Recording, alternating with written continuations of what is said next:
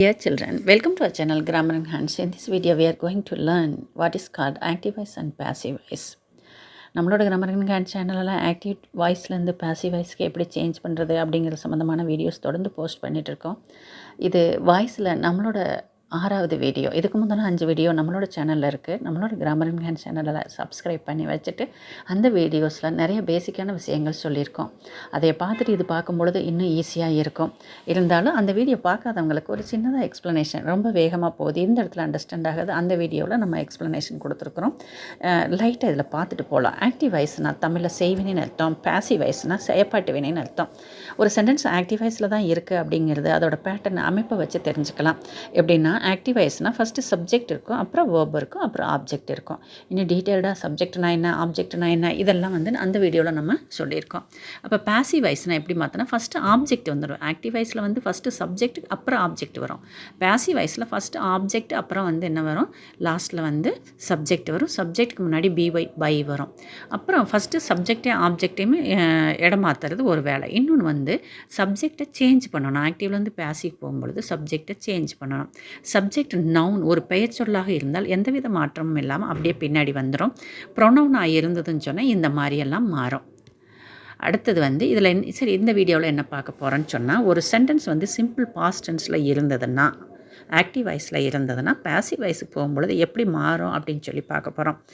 அப்போ அந்த வேர்பு பார்க்கணும். அந்த வேர்பு உங்களுக்கு தெரிஞ்சிருக்கணும், அதெல்லாம் கண்டுபிடிக்க தெரிஞ்சிருக்கணும். Verb present tense, past tense, past பார்ட்டிசிபிள்னு வரும். அப்போ ப்ரெசன்ட் டென்ஸை நம்ம இதுக்கு முந்தின வீடியோவில் டிஸ்கஸ் பண்ணோம். பாஸ்ட் டென்ஸ்னால் அந்த வேர்போட பாஸ்ட் டென்ஸ். கம்முன்னு இருந்துச்சு, அது கேம்னு வந்திருக்கணும். விசிட் விசிட்டட்னு வந்திருக்கணும். ரன் ரேன் வந்திருக்கணும். கேட்ச் காட்னு வந்திருக்கணும். பை பாட்னு வந்திருக்கணும். ரீட் ரெட்டுன்னு வந்திருக்கணும். அந்த ரெண்டாவது வாரதெல்லாம் என்னது, சிம்பிள் பாஸ்ட் டென்ஸ். அப்போ அந்த வேர்பு தெரிஞ்சிருக்கணும். அப்போ எப்படி மாற்றலான்னா, ஆக்டிவ் வாய்ஸில் V2 form or past tense. அந்த பாஸ்ட் டென்ஸ் நம்ம V2 ஃபார்ம் சொல்லுவோம். ப்ரெசன்ட் டென்ஸை V1 ஃபார்ம்ட்டு, பாஸ்ட் டென்ஸை V2ன்னு சொல்லிட்டு பாஸ்ட் பார்ட்டிசிபிளை நம்ம V3ன்னு வச்சுக்கலாம். இல்லைன்னா நீங்கள் பாஸ்ட் டென்ஸாக இருக்கும். அது பாசிவ் போகும்பொழுது வாஸ் அல்லது வேர் போட்டு past participle of the verb.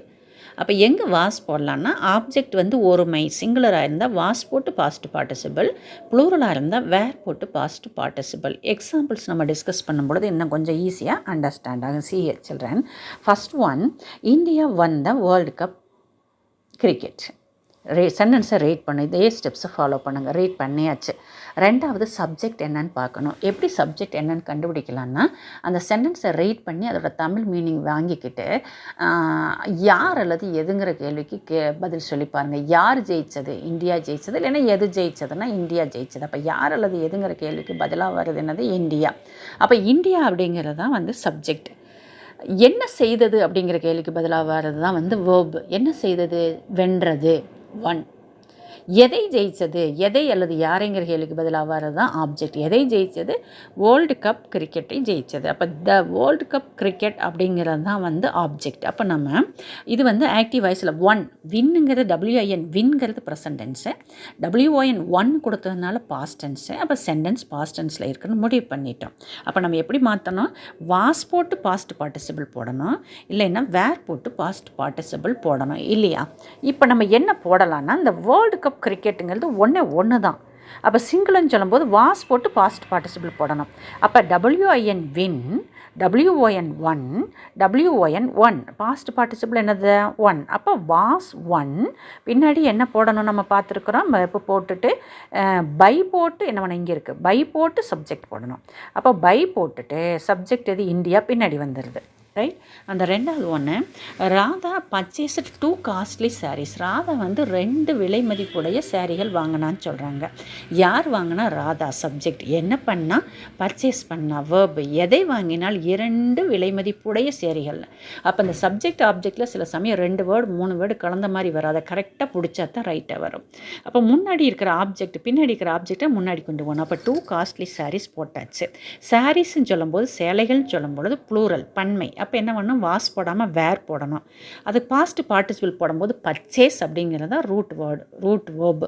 Present tens. இப்போ பர்ச்சேஸ்டு. அப்போ பாஸ்ட் பார்ட்டிசிபிள் என்ன தான் வருது? பர்ச்சேஸ்டு. மோஸ்ட் ஆஃப் த வேர்புக்கு வந்து பாஸ்ட் டென்ஸும் பாஸ்ட் பார்ட்டிசிபிளும் ஒரே மாதிரி தான் வரும். சில இதுக்கு தான் இந்த ரன், கம், கேம், அந்த மாதிரிக்கு சில இதுகளுக்கு தான் என்ன ஆகும், பாஸ்ட் டென்ஸ் வேறையாகவும் பாஸ்ட் பார்ட்டிசிபிள் வேறையாகவும் வரும். நீங்கள் அட்லீஸ்ட் ஒரு 50 to 60 ஒரு 70 வேர்ப்ஸ் வந்து தெரிஞ்சுட்டு அதுக்கூடிய present tense, past tense, past participle தெரிஞ்சுக்கலாம். மீனிங் தெரிஞ்சுக்கிட்டால் ஈஸியாக இருக்குது. அப்போ இதில் வந்து இந்தியா, ராதா அப்படிங்கிறது ஒன்றின் பெயரை குறிப்பதனால நவுன் அல்லது பெயர் சொல்ல ஆரம்பித்ததை பார்த்தோம். இப்போ இந்த இடத்துல they completed the work on time சொல்லும் பொழுது தேனா அவர்கள்ங்கிறது வந்து ஒர்க்கர்ஸாக இருக்கலாம், ஸ்டூடெண்ட்ஸாக இருக்கலாம், யாராக வேணாலும் இருக்கலாம் இல்லையா? அப்போ இது வந்து ப்ரொனவுன் சேஞ்சு நம்ம பார்த்துக்குறோம். தேன்னு சொல்லும்போது பின்னாடி வரும்போது தம்னு வரும்னு பார்த்துட்டோம். இப்போ இதில் யார், தே சப்ஜெக்ட். எதை முடித்தார்கள்? ஒர்க். ஆப்ஜெக்ட். என்ன செய்தார்கள்? கம்ப்ளீட் பண்ணாங்க. கம்ப்ளீட்டடுங்கிறது என்ன டென்ஸு? Past tense. அதோட ப்ரெசன்ட் டென்ஸ் என்ன? கம்ப்ளீட்டட். அப்போ பின்னாடி இருக்கிற ஆப்ஜெக்ட் ஒர்க்கை முன்னாடி போட்டுறோம். ஒர்க் அப்படிங்கிறது ஒன்றுங்கிறதுனால வாஸ் கம்ப்ளீட்டட் போட்டாச்சு. இப்போ ஆன் டைம் போட்டுட்டு நம்ம என்ன பண்ணலாம்? பை தம் போடலாம். இல்லைன்னா இந்த work was completed by them on time போட்டுக்கலாம். அந்த சில சமயம் எக்ஸ்ட்ரா வேர்ட்ஸ் வரும், அதை கரெக்டாக ப்ளேஸ் பண்ணணும். கேட் சேஸ்டு அ ரேட்டுன்னு சொல்கிறோம். யார் துரத்துனா? எது துரத்துச்சு? கேட்டு. எதை துரத்துச்சு? Rate object. என்ன செஞ்சிச்சு? துரத்துச்சு. அது வேர்பு. சேஸ்டு. அப்போ கேட் பின்னாடி இருக்கிற ஆப்ஜெக்ட் முன்னாடி வந்துடுது. ஒரு எலிங்கிறதுனால சிங்குலர்னால வாஸ் போட்டு அந்த சேஸ்டு போடுறோம். அப்புறம் என்ன பண்ணுறோம்? பை போடணும். முன்னாடி இருக்கிற கேட் பின்னாடி வந்துடுது. அடுத்ததாக my uncle presented me a wrist watch. யார் கொடுத்தா? My uncle subject. என்ன பண்ணாங்க? கொடுத்தாங்க, அன்பளிப்பு தந்தாங்க. அப்போ ப்ரெசன்டட் வந்து வேர்பு. எதை தந்தார்கள்? Wrist watch. ஒரு கை கடிகாரம் தந்தாங்க. அப்போ எதைங்கிறது ஆப்ஜெக்ட், அது முன்னாடி ரிஸ்ட் வாட்ச் வந்துருச்சு. வேர்பு போடணும். ப்ரெசன்ட் டென்ஸ் வந்து ப்ரெசன்டட். வாட்ச் ஒருமைங்கிறதுனால was presented to me by போட்டு முன்னாடி இருக்கிற மை அங்கிள் என்னாகும்? பின்னாடி வந்துடும். இப்போ இந்த இடத்துல வந்து அங்கே மீன் இருக்குது, இந்த இடத்துல டூ மீன் வருது. சில இடங்களில் இந்த மாதிரி மைனூட் சின்ன சின்ன சேஞ்சஸ் வரும். அதை லெசன் பண்ணி படிச்சுக்கிட்டால் இங்கிலீஷ் கிராமர் ஈஸியாக இருக்கும். Thank you children.